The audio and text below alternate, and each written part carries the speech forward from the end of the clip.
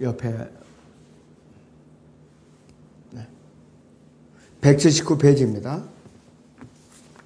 욥기 24장 7절에서 12절을 다시 보겠습니다. 욥기 24장 7절에서 12절을 봅니다. 사람들이 성읍에서 신음하며 상처 입은 자의 혼이 부르짖으나 하나님께서 아직은 그들에게 어리석음을 놓지 않으셨도다. 그들은 빛을 거역하는 자들에게 속하나니 그들은 그 길도 모르고 그 빛의 인도함에 거하지도 아니하는도다. 빛과 더불어 일어난 살인자가 가난한 자와 궁핍한 자를 죽이고 밤에는 도둑같이 되며 간음하는 자의 눈도 땅거미질 때를 기다리며 말하기를 아무도 나를 보지 못하리라 하고 그의 얼굴을 변장하는도다. 그들이 자신을 위해 낮에 표시해 놓은 집을 어두워질 때 뚫나니 그들은 빛을 알지 못하는도다. 이는 아침이 그들에게는 죽음의 그림자처럼 여겨짐이니 누가 그들을 알면 그들은 죽음의 그림자의 공포 속에 있도다. 이렇게 말씀하고 있는데요. 여기서 7절에서 12절의 그 주제는 이 대환란 때, 큰 환란 때 가난한 자들을 향한 부자들의 형포에 대해서 말하고 있는 것이요. 가난한 자들을 향한 이제 부자들의 형포를 말하는 것입니다.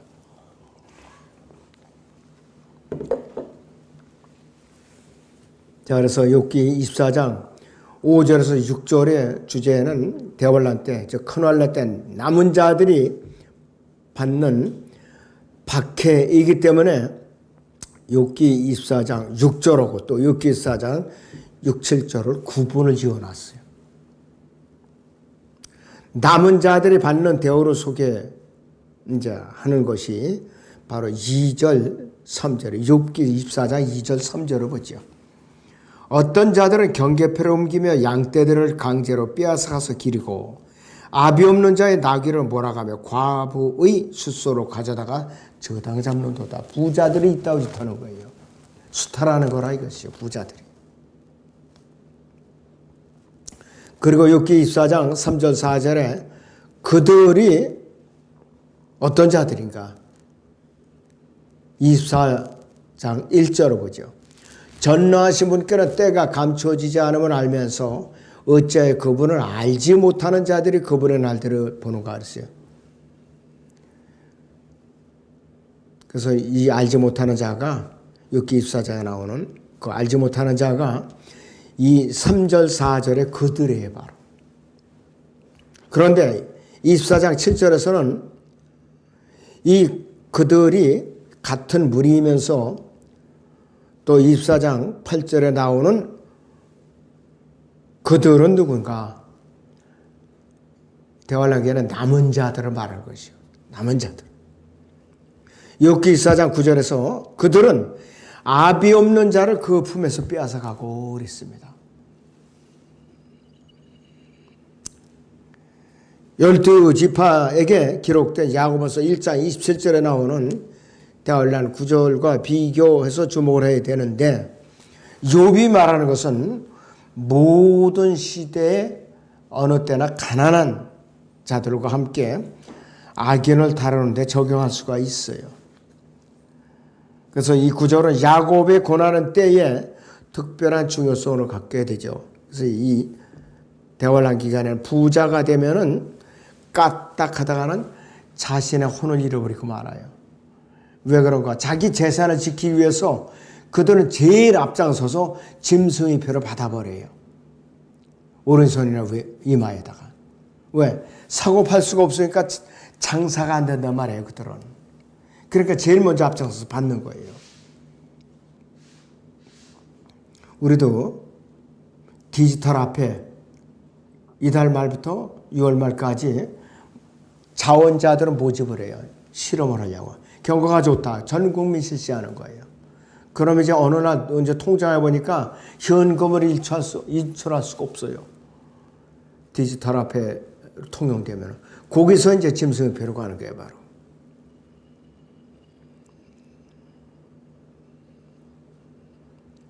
자, 포도주와 기름은 대환란 때 보호를 받게 될 것인데, 자, 로마 카톨릭은 항상 다른 나라들에게 포도주를 공급을 해왔어요. 그래서 가장 비싼 포도주를 저장하고 있는 것은 로마 카톨릭 지하실이에요. 수 킬로미터가 된대요. 수백 년 된 포도주들이. 그래서 다른 나라 사람들이 취하게 하고 이들은 기름을 갖다가 또 통제하는 자들이에요. 지금은 이제 마약 갖고 통제를 하죠. 강릉에 얼마 전에 6,400만 명이 먹을 수 있는, 복용할 수 있는 그러한 마약이 들어왔었죠. 우리나라가 이제 마약 천국이 되어 간다고 그래요, 지금. 단속도 못하게 하고 예산도 깎고 그래요. 12절 상반절에서 사람들이 성읍에서 신음하며 이 의미는, 그리고 성읍 안에 있는 사람들은 시골에 사는 사람들보다 훨씬 더 어려워, 살기가 어려워요. 그래도 시골에는 마을 계곡 같은 데서는 물이라도 제대로 나오잖아요. 앞으로 대환란이 되면 너무나도 어려운 거예요. 도시를 세운 첫 번째 사람은 누구냐? 카인이 세웠는데, 자, 그 아들이 세웠는데, 그 아비가 누구인가? 살인자 카인이었었어요. 집을 붙이는 사람들은 적그리스도가 유네스코, 유니세프, CRF, 로마 카톨릭 교황들과 자, 그 외계에서 온 그들의 친구들의 도움을 받아서 마침내 왕국을 도래시킬 때 부르짖을 것이다 그랬습니다. 하나님께서 왜 그런가? 대환란 때 도시에 살면 왜 힘든가? 도시 수로를 피로 바꾸시고 도시 수로를 피로 바꾸신다고 그랬어요. 자, 요한계시록 16장 6절을 봅니다.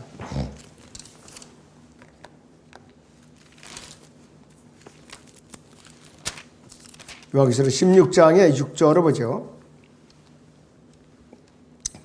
그들이 성도들과 선지자들이 피를 흘렸으므로 주께서 그들에게 피를 주어 마시게 하신 것이 그들에게는 마땅한 이다라고 하더라 그랬습니다.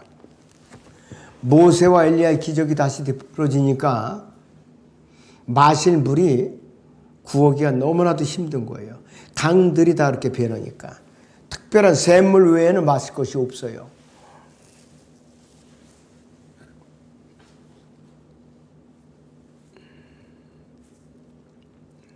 도시의 대기를 우박과 불로 도시의 시민들을 마귀에게 사로잡힌 마약 중도자들로, 그리고 달을 피로 바꾸시는 날에 그들의 신음은 어떻게 되냐? 기쁨처럼 보일 것이라 이것이에요. 지금도 서울 시내만 해도 공기가 굉장히 나빠졌어요. 굉장히 나빠져요. 여기서 조금 벗어나서 청계산만 그 근처만 가도 아주 맑아요. 그런데 이 4대 문화는 특히 강남 3구는 그 중에서도 서초구, 강남구 가장 나빠요. 그 다음에 송파구, 강동구. 벗어날수록 맑아진다 이거예요. 대환란 때는 도시에 사는 사람들에게 고난이 더 심할 거라 이것이요. 1939년, 1943년 있었던 위토 게토 참사라든지 1차 대전이에요. 그 다음에 이것은 과학자들이나 진화론자들, 교육가들, 정치가들, 외교관들, 사제들과 교황들이 지극히 높은 곳에서는 하나님께 영광을 희생시켜서 땅의 평화를 오도록 준비하는 가운데 보여준 다가올 일들에 대한 맛보기에 지나지 않아요.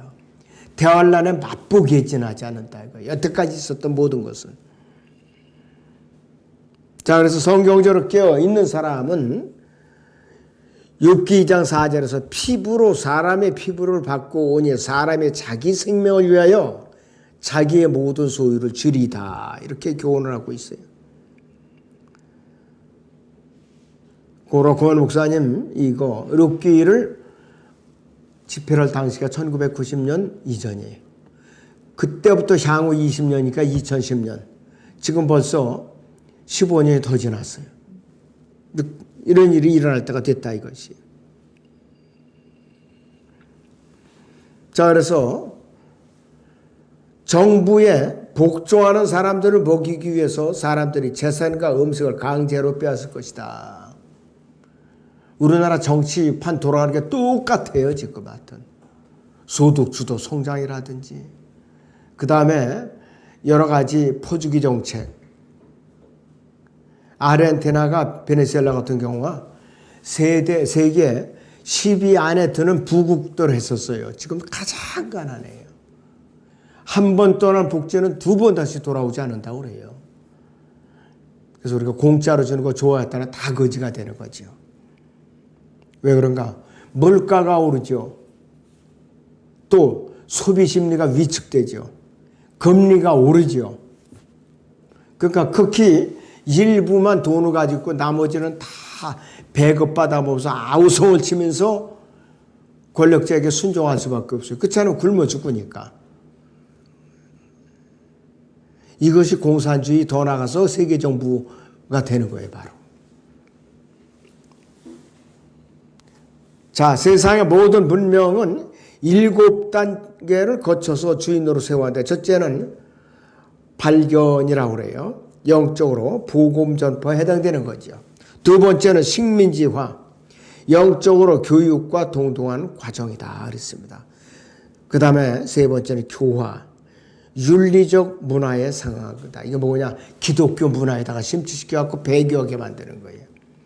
네 번째는 사치를 조장합니다. 영적 영역에서 보면 배교와 일치하고, 다섯 번째는 레저 문화. 여기저기 그냥 강이나 바다나 산이나 뒷산에 올라가는데 등산 보고 올라가는 게 우린 대한민국 그래요. 지금 등산복 입고 이 뒤에는 뭐가 따르냐? 종교통합운동이 수반된다고 그래요. 그 다음에 악화가 되는데 한 나라를 정치적 파시즘은 로마 카톨릭 체제로 몰아세운다 그랬습니다. 우리나라 들어가 있어요. 지금 들어가 있어요. 대통령을 탄핵하는데도 그 세력이 뒤에서 역사 가지고서 그렇게 하는 거예요. 헌법재판소도.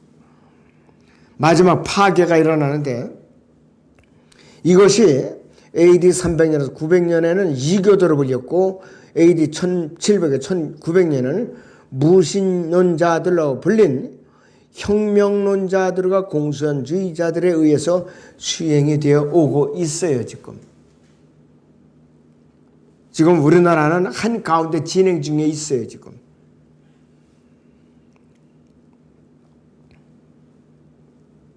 자, 여기 24장 12절에 보면 그러나 하나님께서 아직은 그들을 어리석음에 놓지 않으셨도다 그래요. 자, 사상가들, 다윈이나 헉슬리 같은 사상가들, 이들이 어리석으면 돈을 지불하는 사람들과 정치 지도자들, 레닌이라든지 역대 교황들, 왕들, 케네디가 사람들, 그 다음에 장군들, 샤를마누 대제를 비롯한, 그 다음에 알렉산더 대제, 나폴레옹 등, 그 다음에 독재자들, 히틀러, 그 다음에 모택동 같은, 그리고 계획가들, 일루미나티나 CFR, 그 다음에 이런 자들은 악한 현 세상에 갇혀서 활동하고 있는 사탄의 종들이에요. 그런데 이 사탄의 종들에게 순종하지 않으면 굶어 죽으니까 순종할 수밖에 없어요. 왜? 배급을 받아 먹어야 되니까. 자, 여기 24장 13절에서 17절을 보죠. 24장 13절에서 17절을 봅니다. 그들은 빛을 거역하는 자들에게 속하나니 그들은 그 길도 모르고 그 빛이 인도함에 거하지도 아니하도다. 빛과 더불어 일어난 살인자가 가난한 자와 궁핍한 자를 죽이고 밤에는 도둑같이 되며 간음하는 자의 눈도 막 땅꺼움이 질 때를 기다리며 말하기를 아무도 나를 보지 못하리라 하고 그의 얼굴을 변장하는도다. 그들이 자신을 위해 낮에 표시해 놓은 집을 어두워질 때 뚫라니 그들은 집을 알지 못하는도다. 이는 그들에게는 죽음이 그림자처럼 여겨짐이니 누가 그들을 알면 그들의 죽음은 그림자의 공포 속에 있도다 이렇게 말하고 있는데, 그래서 이 알지 못하는 도시의 거주자들은 하나님의 길을 전혀 알지도 못할 뿐만 아니라 그분의 빛의 인도함을 어떻게 되느냐? 거할 수도 없어요. 그들은 빛을 거역하는 자들이기 때문에 그래요. 성경에서 13은 반역의 수인데, 그래서 그의 입의 말씀에 반역하는 사람들은 하나님의 말씀이 빛이기 때문에 빛에 반역하는 것이에요. 하나님의 말씀은 빛이기 때문에. 자, 첫 번째 단락에 보시면 도시 생활의 세 가지 중요한 죄의 특징은, 첫째는 살인이 성행해요. 두 번째는 간음이 성행하고, 세 번째로 강도가 들끓어요. 그래도 아직은 우리나라 치안이 좋다고 그래요. 밤거리 이렇게 걸어 다녀도, 이 처녀들이 이렇게 다녀도 아직은 괜찮다고 그래요. 그런다 중국인 촌에 가면 절대로 안 돼요. 화교촌에.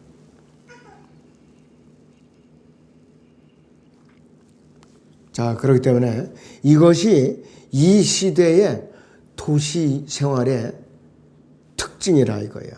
가면 갈수록, 도시가 점점 커지면 커질수록, 주님께서 오실 때가 가까우면 가까울수록 살인과 간음과 강도 짓은 번질나가 일어나게 돼 있다 이것이에요.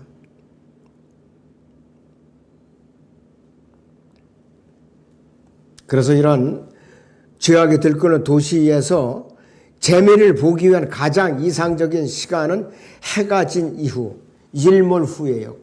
캄캄해야 되니까. 이들이 요한복음 3장 19절에 빛보다는 오히려 어두움을 더 사랑하니 이는 그들의 행위가 악하기 때문이라고 그랬어요. 에베소 5장 13절에서는 무엇이든지 드러나게 하는 것은 빛이기 때문이라고 그랬어요. 또 요한복음 3장 20절에서는 악을 향하는 자는 누구나 빛을 미워한다고 그랬어요. 악을 향하는 자. 그러니까 어둠을 좋아할 수밖에 없지요.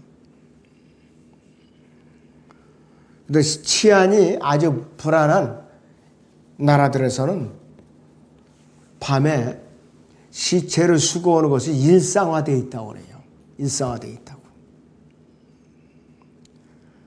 그래서 앞으로 대환란 기간에는 간음하는 자, 살인자, 도둑이 죄의 사람과 그의 여자, 배우자로 구체화되어 나타나는데, 그 대환란 기간에는 도덕은 상대적인 문제이고 절대적으로 옳고 틀림이 없을 것이며, 사람들을 해야 하는 유일한 일은 사탄에게 복종하는 일만이 남아있다. 적 그리스도에게 복종하는 일만이 남아있다 이것이 바로 그리스도의 몸이 죄로 저주받고 전쟁으로 찌들고 또 투쟁으로 얼룩지고 천년도 마마 자국이라 천년도로 파멸해서 행성을 떠난 이후에 하나님께서 7년간 이 땅에서 사람들 내버려 두는 심판하는 거예요. 대환란에 내버려 두시는 거. 얼마나 힘들겠느냐 이것이요. 자, 스칼에서 5장을 보죠. 여기서 잠깐. 스칼에서 5장.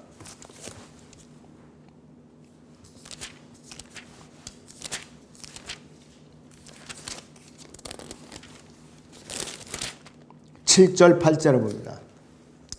보라, 나 판달란트가 들어 올려졌으며 이것이 에바 가운데 앉은 한 여인이라 하더라. 그가 말하기를 이것은 악한 것이라고 그가 그것을 에바 가운데다 던지고 납덩어리를 그 입 위에 던지더라 그랬습니다. 그때 내가 내 눈을 들어보니 보라, 두 여인이 나오고 그들이 날개들을 바람이 있으니 이는 그들이 황새의 날개 같은 날개들을 가졌음이라. 또 그들이 땅과 하늘 사이로 에바를 들어올리더라. 그때 내가 나와 말하던 저 천사에게 말하기를 이들이 그 에바를 어디로 옮기나이까 했더니 그가 내게 말하기를 신할 땅에 그것을 위에 집을 지으러 하매라. 그것이 완성되리니 거기 그녀의 기초 위에 씌워질 것이라 그랬습니다. 지금의 로마 카톨릭 그 본부를 말하는 것이에요. 바로 거기. 자, 거기 여러분들 지금 프린트 쪽지 드린 거 있죠? 그거 보세요, 이제. 네. 자, 그래서 이 대환란 기간에는 요한계시록 2장 22절에서 간음하는 여자, 살인자, 도둑이 죄의 사람과 그의 여자 배우자인 에바 속의 여인과 구체적으로 나타나는데, 이 에바는 바구니라는 뜻이에요. 바구니. 바구니는 양의 단위의 이름인데 고체 질량의 단위로서 액체량의 밭과 같은 양이고 호멜로 10분의 1로서 22리터 정도 돼요. 자, 그런데 여기에는 그 에바 안에 두 여인이 있는데, 이 에바는 상당히 큰 에바예요. 이 21리터 용기 정도가 아니에요. 큰 에바예요, 이것은. 그리고 환상을 보여주는 천사는 이것을 악한 것이라고 알려주고 있는데, 즉 에바 가운데 있는 이 여인들은 악한 영적 존재들인데, 이들이 여성으로 묘사된 유일한 구절이 바로 스가랴서 5장 여기입니다. 바로. 그러한 이 죄악이 온 땅에 퍼져 있다는 것을 알 수가 있고, 또한 그 황새의 날개를 한 여인들, 이것은 악한 영적 존재들이죠. 그 에바를 신할 땅으로 옮겨 집을 짓는다고 했는데, 이것이 요한계시록에 나오는 바빌론이에요. 바로 그 바빌론을 말하는 것이에요. 모든 악한 영적 존재들의 본고지임을 알 수가 있다요. 악령의 처소인 로마 교황청을 의미하는데, 자, 여기서 요한계시록 18장 2절을 보죠.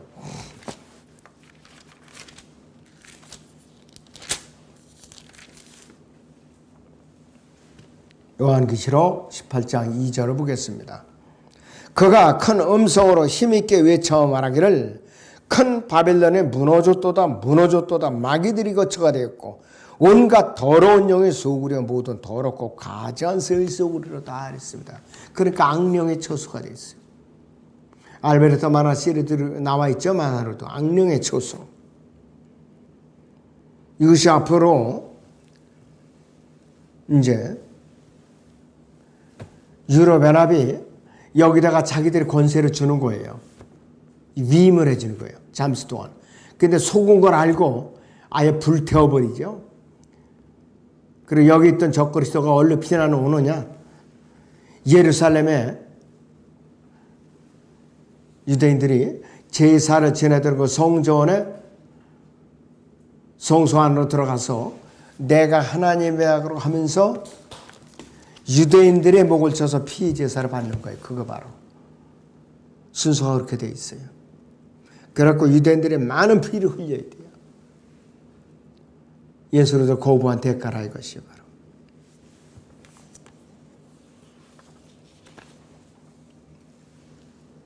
자, 그래서 교재를 보시면은 살인은 고속도로에서 질주하는 것만큼이나 대환란기에는 일상화될 거라 이거예요. 살인은. 그리고 간음은 먹고 자는 일만큼이나 흔한 일이 될 것이라 그랬어요. 그리고 앞으로 대환란 때 다가올 후 3년 반 기간에 특별히 비가 오지 않기 때문에 살아남기 위해서는 도둑질을 하거나 살인을 해야만 한다. 그렇잖아, 둘 다 해야만 먹고 살 수가 있다 이거예요. 가뭄 재앙이 오면은 비참해요. 너무나도 비참한 거예요. 지난번에 경상남북도 불 났을 때 감을 없기 때문에 더 홀랑 타버린 거예요. 단 1시간이라도 집중적으로 그냥 비가 쏟아부었으면 꺼질 비를 갖다가. 근데 어떤 인간들은 속 터지게 왜 비가 하필 쏟아지느냐 이러면서 악을 쓴 자들이 있었어요. 온전한 정성 가진 것들이 아니죠. 다 싹 타버리고 앙상한 나무 저 뼈만 남아있는데 그걸 또 사들이려고 하는 중국 놈들이나 속여하려는 한국 사람들이나 참 이게 아주 비참한 시대에 살고 있어요. 다윗은 굉장히 큰 죄를 지은 적이 있었어요. 간음을 했고 새끼 암양을 훔친 후에 그 여인의 남편인 바로 살해해버렸죠. 최전병에 보내갖고. 모세와 바울보다 더 많은 쓴 이스라엘 훌륭한 시편 기자인 다윗과 적그리스도 사이에는 타락한 인간의 본성으로 볼 때는 별 차이가 없어요. 그래서 우리의 최상 속에는 공포의 왕과 가까운 무엇인가가 내재되어 있다. 그 사람 마음이 제일 극악하다고 그러잖아요. 사람 마음이. 자, 욥기 4장 16절에서 그들이 자신들을 위해 낮에 표시해 놓은 집을 어두워질 때 뚫라니 그랬습니다.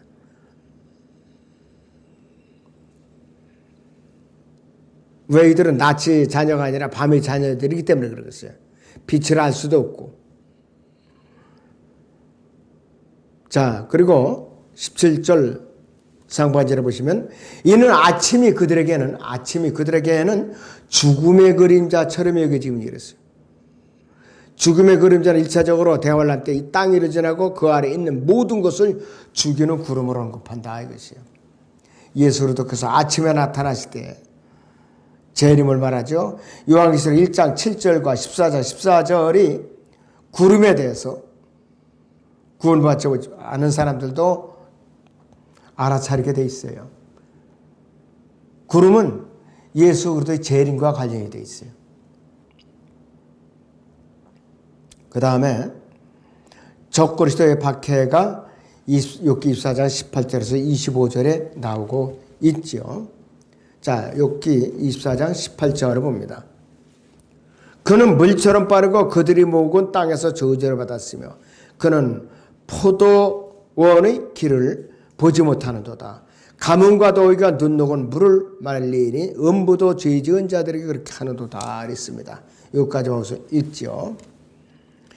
18절에 그가 이전 구절들에 나오는 그들뿐만 아니라 앞서 나온 표현이 죽음의 그림자와 어떤 관련이 있는가. 적그리스도는 복합적인 짐승으로 이루어졌어요. 다수의 짐승들이에요. 비히못, 히브리어 말하면 베헤모트, 여성 복수예요.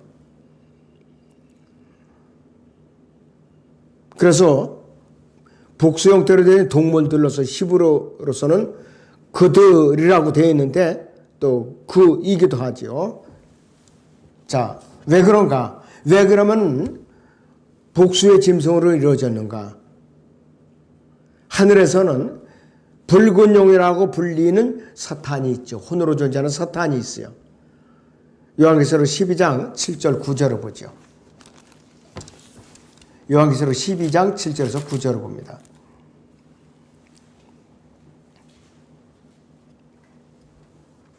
또 하늘에 전쟁이 있으니 미카엘과 그의 천사들이 용을 대항하여 싸우고 용과 그의 천사들 싸우나 그들이 이기지 못하여 하늘에서 더 이상 있을 곳을 찾지 못하더라. 그래 그 큰 용이 쫓겨나니 그는 마귀라고도 하고 사탄이라고도는 옛뱀 곧 온 세상을 미혹하던 자라. 그가 땅으로 쫓겨나고 그의 천사들도 그와 함께 쫓겨나리라 그랬습니다. 혼으로 존재하는 이제 사탄이 있고 그 다음에 또 영으로 존재하는 거짓 선지자가 있죠.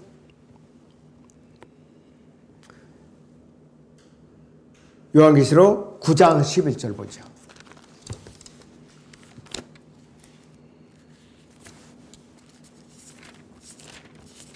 (9장의 11절) 또 그들에게는 자기들이 다스리는 왕이 있으니 끝없이 깊은 구렁의 천사예요. 그의 이름은 히브리어로 아바돈이면 헬라어로는 그의 이름은 아폴루온이더라. 파괴자라 이 뜻이에요. 그래서 이것은 땅에서 이제 나온 둘째 짐승인 거짓 선지자를 말하는 것이에요. 거짓 선지자. 자, 요한계시록 13장 보세요.